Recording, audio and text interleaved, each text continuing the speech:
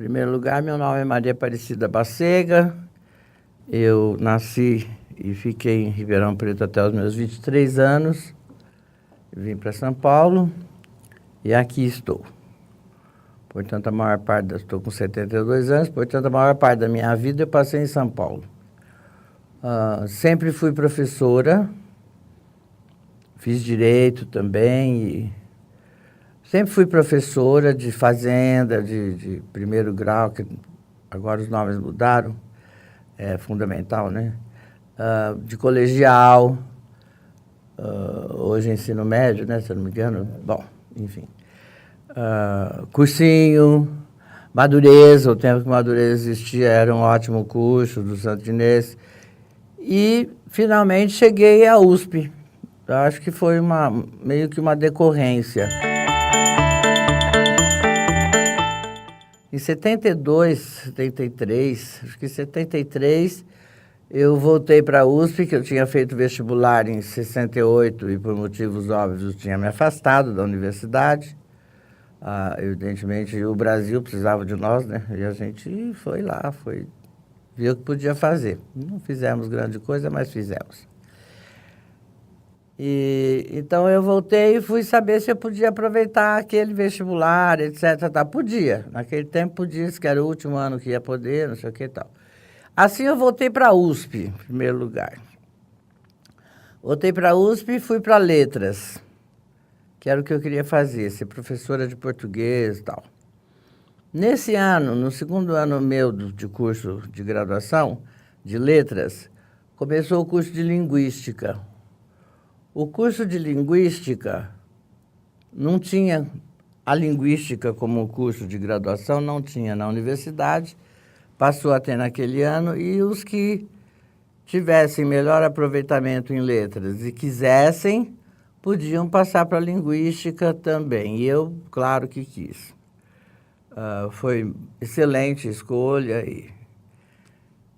e até pela própria idade, por tudo que eu já tinha vivenciado, eu fui me destacando entre os alunos e fui convidada para colaborar com os professores, com alguns deles, mais com uns do que com outros. Por fim, eu fui oficialmente convidada e oficialmente eu recebi a nomeação no Diário Oficial, porque era uma excrescência jurídica, mais um mise-en-scène incrível de auxiliar voluntária, auxiliar de ensino voluntário. Isso não existe, quer dizer, a gente não ganhava nada e tal, mas tinha todas as responsabilidades de um professor, sob, evidentemente, a custódia de um que a gente estivesse ajudando, ou qualquer coisa assim. Acontece que houve um movimento, nós os auxiliares de ensino voluntários, éramos muitos na universidade, porque era uma exploração danada que estava valendo. Nós todos, os auxiliares de ensino, resolvemos que não continuaríamos no ano seguinte se não nos nomeassem, enfim, não saísse algum contrato para a gente. Fiz parte desse movimento, pedi demissão, portanto, né, eu e todos que éramos os auxiliares voluntários. E aí a ECA tinha uma vaga, porque aqui na ECA davam aula aqui o Dino Prete e o Isidoro Blackstein. E houve algum problema com eles. Eu nunca soube direito o que era, mas deve ter sido bastante grave, porque eles saíram, eles não eram irresponsáveis, eram meus professores lá de letras, portanto, eu posso afirmar isso. E eles saíram da ECA. E aí a ECA, o Departamento de Comunicações e Artes, fez um concurso interno. Não foi para o Diário Oficial, nada disso. Os professores indicavam, os professores ligados à disciplina que se chamava Comunicação Linguística, indicavam alunos ou ex-alunos, etc., que eles conhecessem e que considerassem que dariam conta dessa disciplina. Eu fui indicada, prestei esse concurso interno e fui aprovada. Havia outras pessoas que podiam ter sido aprovadas também, eu fui aprovada, talvez a melhor classificada, não sei bem, mas não importa, eu entrei. Entrei, comecei a dar aula de comunicação linguística. Evidentemente, a linguística que serve para comunicação não é a linguística que serve para letras. E, obviamente, o meu curso tinha sociolinguística, filosofia linguística, etc, etc. E foi uma pesquisa sobre a mídia e sobre a recepção da mídia, tá? Enfim, logo no primeiro semestre os alunos faziam muitas coisas e continuavam fazendo no segundo semestre. Eu cheguei e comecei a dar aula, eu tinha 120 alunos na classe, e os alunos gostaram, e eu gostei, e assim foi.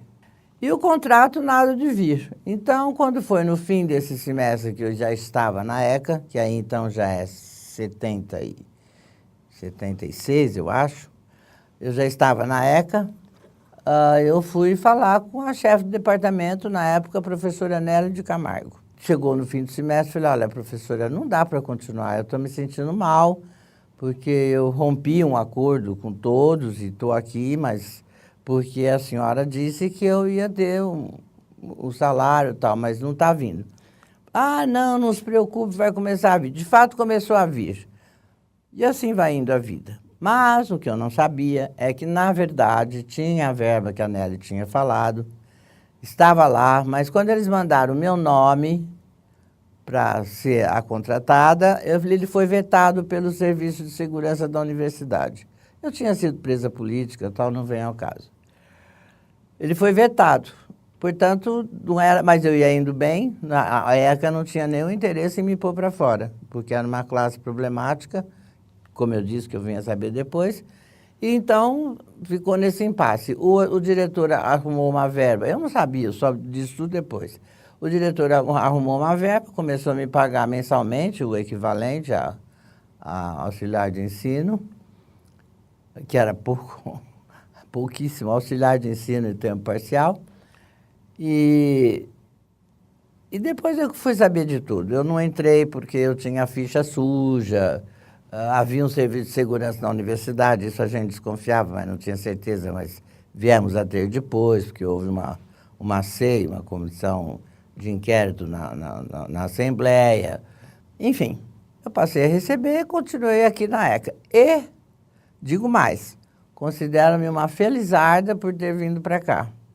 Adoro os estudos de letras, adoro os estudos de linguística, tudo que se refira a letras continua a ser a minha paixão, mas é uma paixão hoje regulada pela minha paixão por comunicação, pelos estudos de comunicação. Porque a partir daí eu passei a me interessar exatamente pelo campo da comunicação e o papel da linguagem, da linguística, da sociolinguística, etc., nesse campo da comunicação. De todo modo, nós vínhamos de formações diferentes, nos encontramos aqui, né, pelas circunstâncias, porque a ECA não tinha assim, um professor de comunicação, não tinha. Então, nós viemos de outras áreas para dar aula em comunicação. E foram os nossos diálogos, as nossas trocas, que começaram a discutir essa questão de campo da comunicação, esse campo da comunicação que é multidisciplinar, para o qual convergem as disciplinas, que devem ser lidas a partir do ponto de vista da comunicação e não a partir delas mesmas, porque senão você continua geógrafo, historiador, professor de letras, que não é feio, é maravilhoso, mas não é para isso que nós estamos aqui. E assim a ECA andou e assim eu continuei apaixonado. Foi a construção do Departamento de Comunicações e Artes. Na verdade, o departamento praticamente não existia, ele era uma colcha de retalhos, ele existia sim, havia um conjunto de professores e tal. Tinha que ter no mínimo X professores, senão não dava um departamento.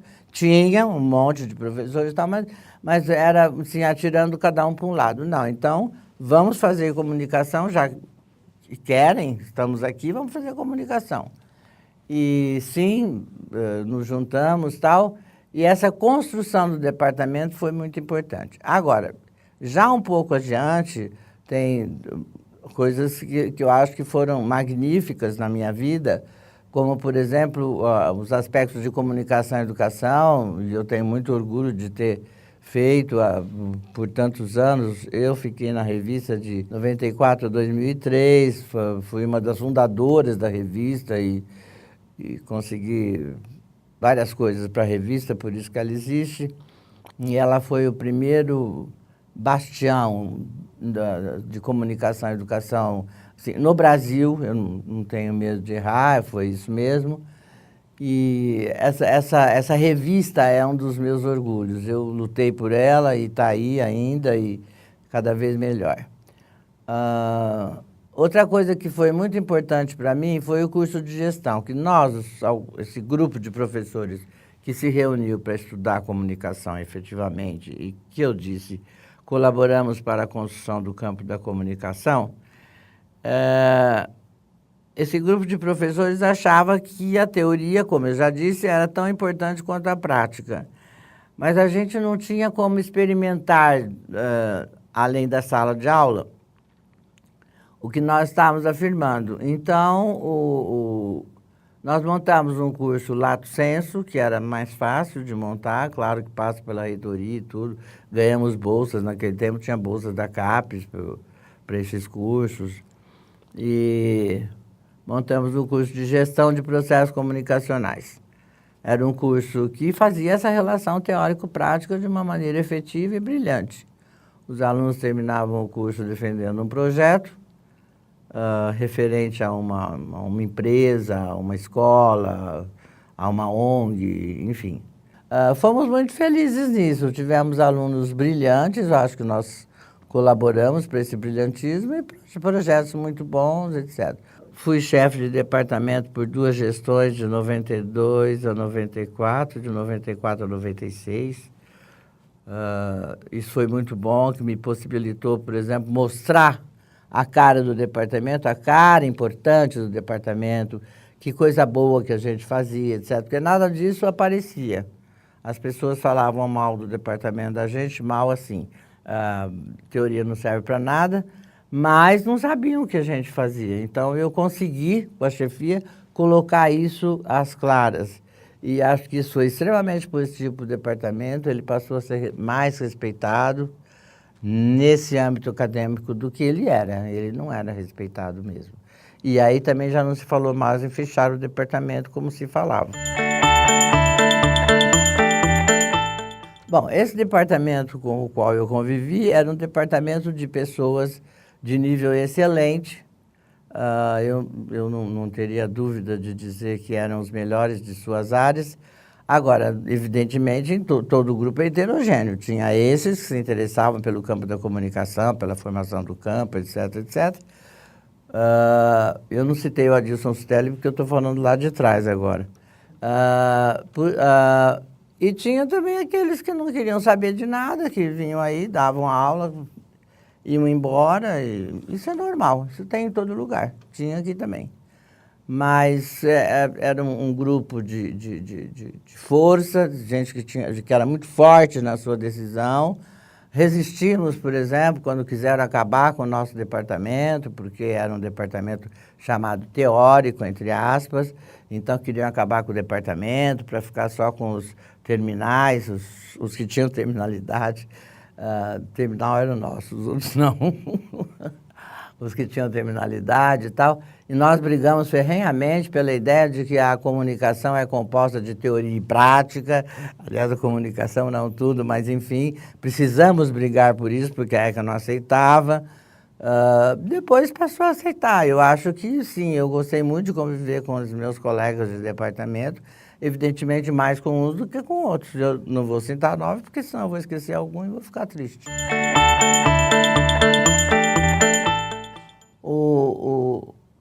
O departamento que eu ajudei a construir, desculpa a primeira pessoa do singular, porque agora devo dizer assim, e vou dizer para vocês, um pequeno grupo de professores do CCA resulta numa terminalidade, que é o curso de Educomunicação, quer dizer, na verdade é um outro nome para comunicação e educação, que é a nossa briga lá de trás, que começou com a 20 anos, que começou com a revista e tal. Era muito difícil obter patrocínio para essa revista, patrocínio assim, quem queria ajudar a gente a fazer, que editora faria, enfim, muito difícil.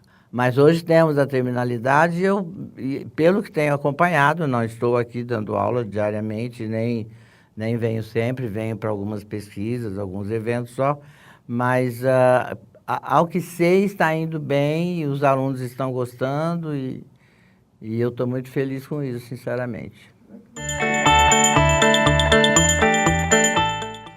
O CCA traz uma contribuição que eu continuo considerando básica, que é, eu vou insistir nisso, a relação teoria e prática.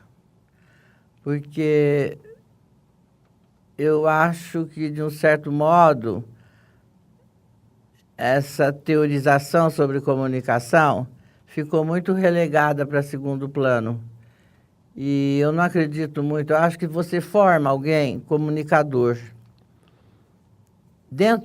E para ser comunicador, você tem que ter a teorização, a base teórica e a prática. Porque só a prática é uma coisa que muda rapidamente. A tecnologia muda muito.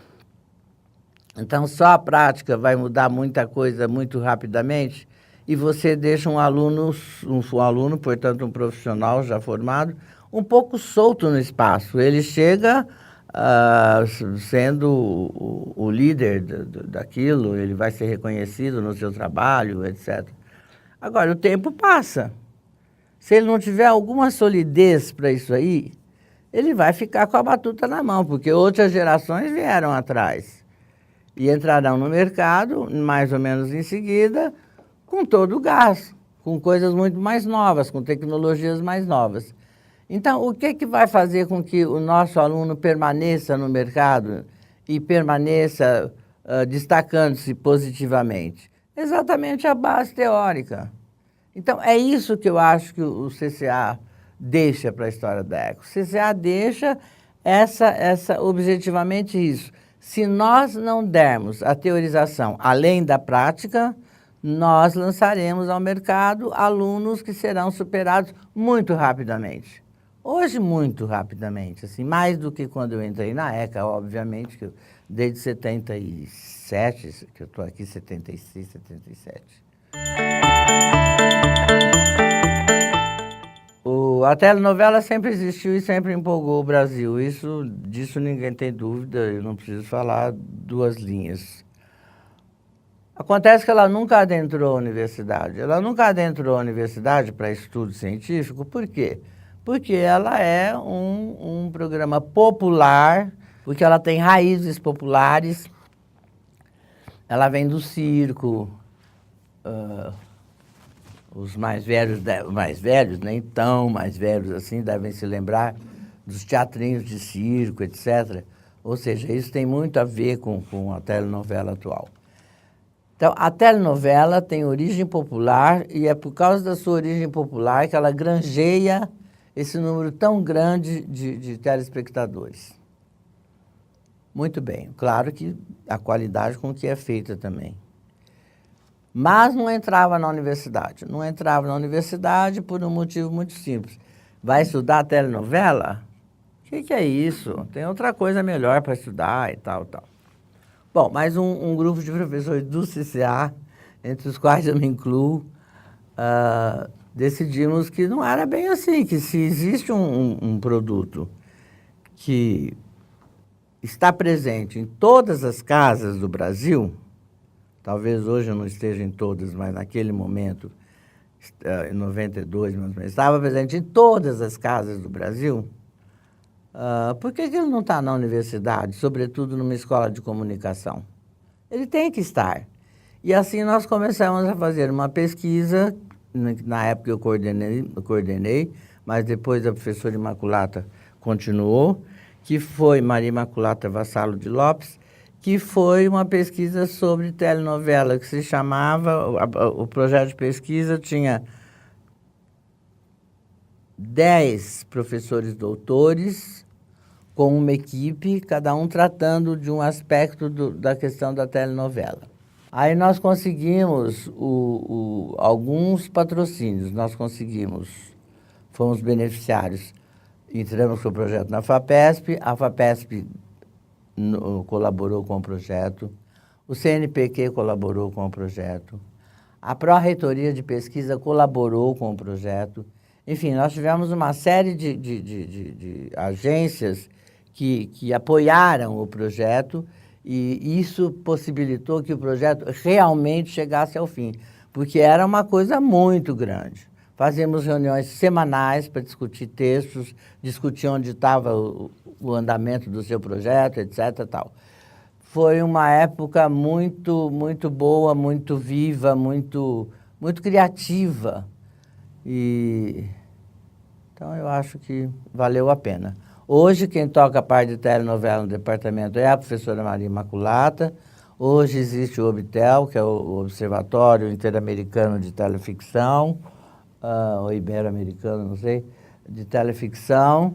Enfim, realmente é uma coisa que ficou no departamento, e o departamento continua trabalhando com isso. Isso é muito bom. Eu só queria dizer o seguinte, tudo isso foi feito, conforme vocês viram, eu mesma falando, percebi, nós trabalhamos demais, mas eu não poderia deixar de agradecer aos funcionários, e sem eles não tinha saído nada disso. Sobretudo a Sandra Cacheta, depois entrou a Kelly, outras passaram também. Eu queria dizer que ou você forma uma equipe interessada efetivamente em construir a questão da comunicação, ou não vai para lado nenhum. E essa equipe inclui os professores, os que querem, obviamente, nada é obrigado, e os funcionários, os que querem, porque muitos também nem sabiam o que estava acontecendo. E eu queria agradecer em meu nome, em nome de todos esses que passaram pela construção dessas coisas, que foram muitos, tá? Obrigada.